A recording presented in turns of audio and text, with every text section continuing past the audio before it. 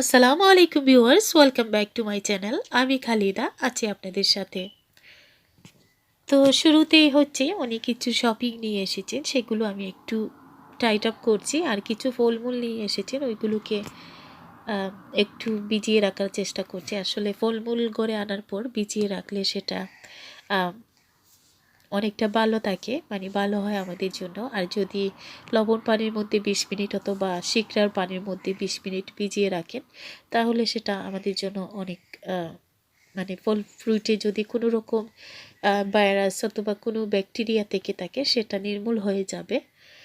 তো এখানে কিছু কাঁচামরিচ দিয়ে আসা হয়েছে, এগুলোর মধ্যে একদমই জাল নেই।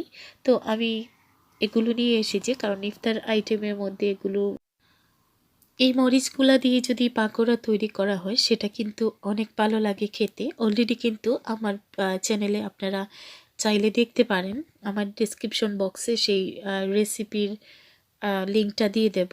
যদি দেখতে চান তাহলে দেখতে পারেন। তো এই মরিচ দিয়ে আসলে পাকোড়া ভীষণ মজার হয় খেতে।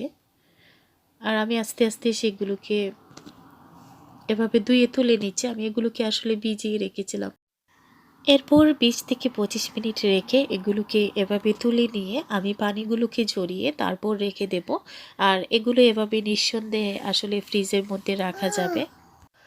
তো আমার বরাবরের মতো একটাই রিকোয়েস্ট, প্লিজ যারা আমার চ্যানেলে নতুন এসেছো এখনও আমার চ্যানেলটিকে সাবস্ক্রাইব করোনি, যদি আমার চ্যানেলটি ভালো লেগে থাকে তাহলে অবশ্যই সাবস্ক্রাইব করে নেবে আর পাশে থাকা বেল আইকনটিতে প্রেস করতে ভুলবে না। আর যারা অলরেডি সাবস্ক্রাইব করে ফেলেছো আমি তোমাদের কাছে অনেক কৃতজ্ঞ। তো এগুলো টাইট আপ করার পর আজকে আমি অনেক মজাদার একটা রেসিপি আপনাদের সাথে শেয়ার করব, আর সাথে কিছু টিপসও অবশ্যই থাকবে।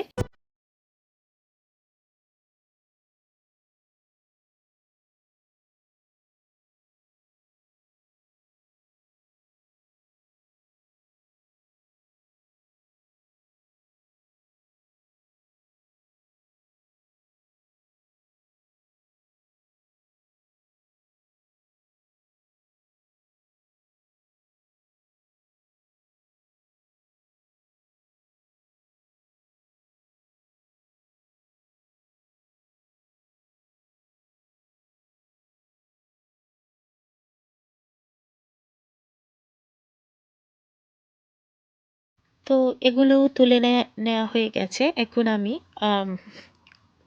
এগুলোকে শুকিয়ে তারপর রেখে দেব। আর তার মধ্যে একটা আম কেটে দিচ্ছি, আমার বাচ্চাটা খেতে বলছে। তো আসলে আমটা খুবই ভালো ছিল। আর এগুলো হচ্ছে কি আম বলে আসলে নামটা জানি না, তবে এই আমগুলো 12 মাসই কিন্তু আমাদের লন্ডনে পাওয়া যায় যে কোনো শপে। আর একটু টক হয় বেশিরভাগ আমি, তারপরও এগুলো দিয়ে ভর্তা খেতে কিন্তু দারুণ লাগে।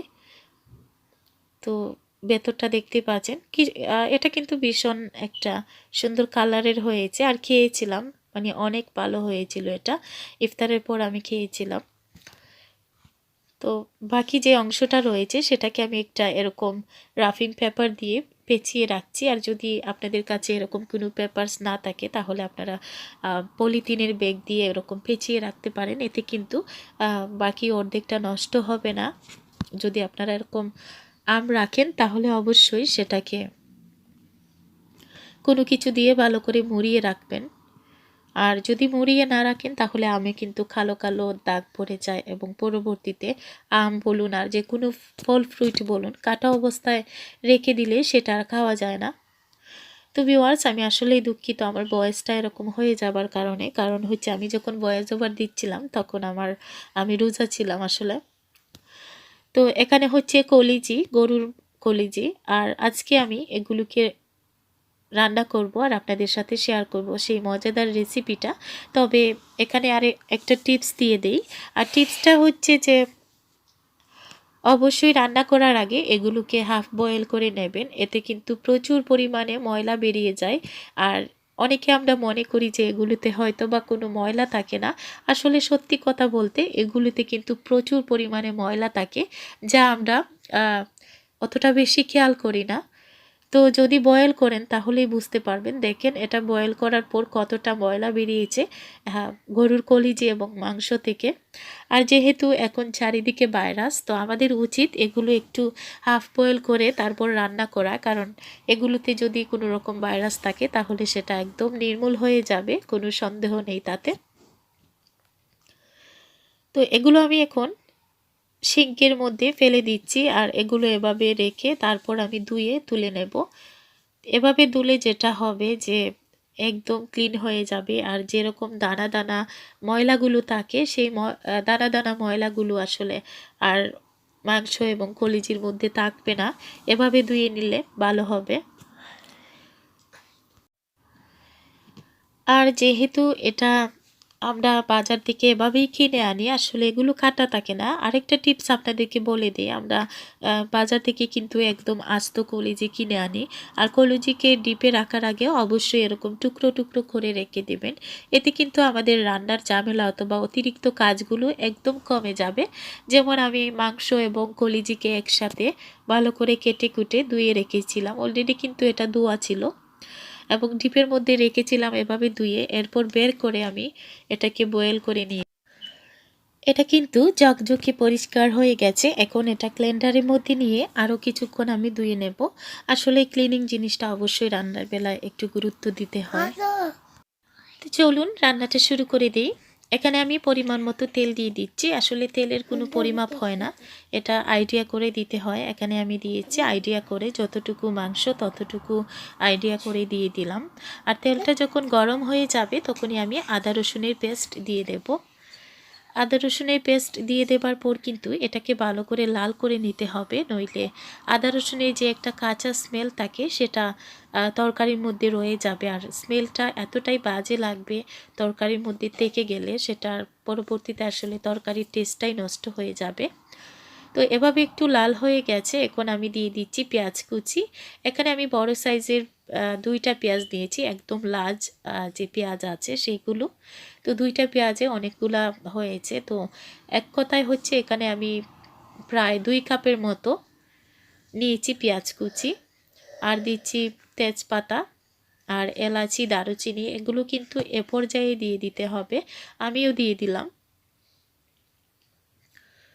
এগুলো দিয়ে দেবার পর কিছুক্ষণ নাড়াচাড়া করে যখন পেঁয়াজটা একটু লাল হয়ে যাবে তখনই আসলে আস্তে আস্তে মাংসগুলো ঢেলে দিতে হবে।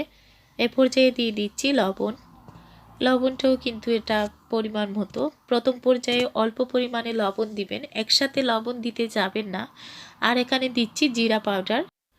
জিরা পাউডার আসলে রান্নার শুরুর দিকে দিলে অন্যরকম একটা সুন্দর স্মেল আসে রান্নার মধ্যে। আর হচ্ছে এটা দিলেই আপনারা আসলে বুঝতে পারবেন, এটাই হচ্ছে আমি রান্নার সময় এভাবেই দিই। আমার আপুরা কিন্তু ঠিক এভাবেই করেন, যে তারা রান্নার শুরুর দিকে জিরা পাউডার দেন যখন মাংস রান্না করেন বিশেষ করে। পেঁয়াজটা যখন লাল হয়ে আসলো তখনই আমি দিয়ে দিলাম বয়েল করে রাখা মাংস এবং কলিজি। আসলে বয়েলটা কিন্তু প্রপারলি করবেন না, এটা একদম হাফ বয়েল করে নেবেন, যেন রান্নার মধ্যে আরও কিছু বয়েল হবে তো অবশ্যই। তো সে কারণে জাস্ট একটু অল্প করে বয়েলটা করে নেবেন, যেন যে এক্সট্রা ময়লা আছে সেগুলো বেরিয়ে যায়। তো এগুলো এভাবে করে ভালো করে নেড়ে চেড়ে এগুলোকে আমি ডেকে দেব প্রায় 10 মিনিটের জন্য। 10 মিনিটের পর ঢাকনাটাকে সরিয়ে আবার ফিরে আসলাম। তো এখানে দিয়ে দিচ্ছি কাঁচামরিচ। তো দেখতে পাচ্ছেন পেঁয়াজটা কিন্তু অনেকটা গলে গেছে এবং অনেকটা পানি বেরিয়েছে মাংস থেকে। এ পর্যায়ে আমি দিয়ে দিলাম মরিচের গুঁড়া 1 টেবিল চামচ, ধনে পাউডার আধা টেবিল চামচ, হলুদের গুঁড়া দিচ্ছি আধা টেবিল চামচ, আর দিচ্ছি কারি পাউডার আধা টেবিল চামচ। আর যদি কোনো মাংসের স্পেশাল মশলা থেকে থাকে চাইলে সেটাও দিতে পারেন 1 টিস্পুন করে। তবে কারি পাউডারটাই হচ্ছে আমার জন্য মাংসের স্পেশাল মশলা। সবসময় আমি মাংসের মধ্যে কারি পাউডারটাই দিই একটু একটু করে। তো আমি এখানে দিয়েছি 1 টিস্পুন কারি পাউডার। এভাবে একটু নাড়াচাড়া করলেই আসলে সুন্দর একটা কালার চলে আসবে, আর সুন্দর একটা স্মেলও কিন্তু ইতিমধ্যে চলে এসেছে। আর এই রান্নাটা কিন্তু আমাদের বাঙালিদের অনেক প্রিয়, বিশেষ করে গরুর কলিজা। কুরবানির ঈদ আসলেই দেখতাম আমার মাকে যে আলাদাভাবে গরুর কলিজি ছিনাকে আলাদাভাবে রান্না করতেন, এবং সেটা ছিল আমাদের সকালের খাবার। মানে একদম কুরবানির পরপরই ফ্রেশ ফ্রেশ রান্না করা হতো। আসলে ওই টেস্টটা অসাধারণ ছিল, ওই টেস্টটা আসলে আমরা আর পাই না। তো এভাবে কিছুক্ষণ নাড়াচাড়া করার পর আমি এটাকে ডেকে দিয়েছিলাম আরও 5 মিনিটের জন্য। 5 মিনিট পর মশলাটা একদম কষে গেছে মাংসের সাথে। আর চুলার আঁচটা কিন্তু অবশ্যই মিডিয়ামে রাখতে হবে, কারণ চুলার আঁচটাকে হাই ফ্লেমে রেখে দিলে মাংসগুলো পুড়ে যাবে, মাংস থেকে যে পানিটা বের হয় সেটা বের হবার সময়টা পাবে না। এ পর্যায়ে আমি দিয়ে দিচ্ছি ফাইনালি ঝোল। আর মাংসের মধ্যে এই ঝোলটা হচ্ছে একটু বেশি পরিমাণে দিচ্ছি, কারণ হচ্ছে মাংসটা কিন্তু এখনও বয়েল হয়নি। কিছু কিছু গরুর মাংস আছে খুব তাড়াতাড়ি বয়েল হয়ে যায়, আবার কিছু মাংস আছে একটু সময় লাগে। আর যদি মাংসটা মনে করেন যে একটু সময় লাগবে, তাহলে পানির পরিমাণটা একটু বেশি করে দেবেন। এতে কিন্তু মাংসটাও বয়েল হয়ে আসবে, রান্নাটাও শেষ হয়ে যাবে, মানে রান্নাটাও হয়ে যাবে। এ পর্যায়ে হয়ে গেছে মোটামুটি। এবার একটু নাড়াচাড়া করে আমি পানিটাকে আরও একটু শুকাবো, কারণ এই তরকারিটা একটু বুনা বুনা খেতেই কিন্তু ভালো লাগে। আর বুনা বুনা আমার কাছে ভীষণ পছন্দের রান্না। আমি সবসময় মাংস রান্না করলে ঝোলটা অতটা বেশি দিতে পছন্দ করি না। তো আবারও ডেকে দেবো এটাকে আরও প্রায় 3-4 মিনিটের জন্য। আর এ পর্যায়ে আমি একটা জিনিস দিচ্ছি, সেটা সবাই আপনারা চাইলে দিতে পারেন, তবে নাগার পিকলটা আমার অনেক পছন্দের। এটা যদি মাংসের মধ্যে দেন তাহলে টেস্টটা বুঝতে পারবেন, কারণ মাংসের মধ্যে নাগার পিকল অসাধারণ লাগে খেতে। আর এখন দিচ্ছি ফ্রেশ ধনেপাতা। ধনেপাতাটা কিন্তু রান্নার মধ্যে না হলেই নয়, এটা হচ্ছে আমার অভ্যাস। আমি যখনই রান্না করব মাছ অথবা মাংস, ধনেপাতা অবশ্যই আমার লাগবেই। আর বিশেষ করে আমার হাজবেন্ড কিন্তু ধনেপাতার স্মেলটা অনেক পছন্দ করেন। তো মাংসের ঝোলটা কিন্তু একদম শুকিয়ে এসেছে, এ পর্যায়ে আমার রান্নাটা হয়ে গেছে। আমি এভাবেই আরও কিছুক্ষণ এভাবে রেখে এটাকে চুলা থেকে নামিয়ে নিলাম। তো এটা হচ্ছে ফাইনাল লুক, আমার রান্নাটা হয়ে গেছে। আর এটা এতটাই মজাদার হয়েছিল, একদম সেই মায়ের হাতের রান্নার মতো। তো ভিউয়ার্স, আশা করছি আপনাদের আমার আজকের এই ভিডিওটা ভালো লেগেছে। আর যদি ভালো লেগে থাকে তাহলে অবশ্যই একটা লাইক দিতে ভুলবেন না। আর সবাই আমার জন্য দোয়া করবেন। আর যদি কোনো ভুল হয়ে থাকে ক্ষমা দৃষ্টিতে দেখবেন। আজকে এই পর্যন্ত, আল্লাহ হাফেজ।